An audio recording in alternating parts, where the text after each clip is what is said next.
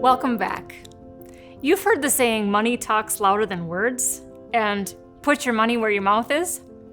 Sadly, the voice of the Christian in the financial markets has been very quiet for far too long. One investor relations representative commented to a friend of mine that he only ever hears from investors with a strong liberal social agenda and never hears from any shareholders with a Christian worldview or even conservative values. It's time we stop complaining about the direction of our culture and start using the influence that we have to take a stand for what we believe is right and good. Whether we do that by way of a third party who can advocate on our behalf, or take a more involved approach. One Bible passage that speaks to this particular issue has become very popular in recent years. It's Esther 4:14. For if you remain silent at such a time as this, relief and deliverance for the Jews will arise from another place, but you and your father's family will perish. And who knows but that you have come to royal position for such a time as this. While the circumstances are different for us today than they were for young Esther, the opportunity is essentially the same.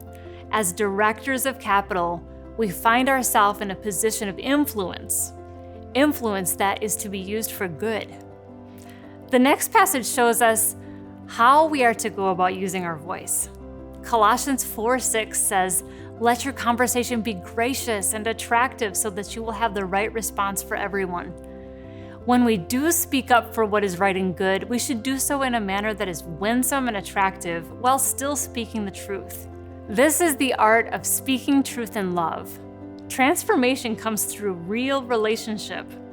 Again, you may decide to engage directly with the companies or use a third party, but the most compelling examples I've heard of shareholder advocacy involve simple behind-the-scenes relationship building.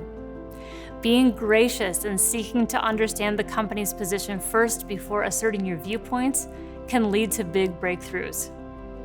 Those who are experienced at this method acknowledge that the changes usually come slower than they'd like, and that it's pretty much always a thankless job. Whenever a corporation does run with one of their good ideas, the PR department won't miss the opportunity to take credit. But we aren't motivated by getting credit. We are compelled to speak because we are representing Jesus to the world.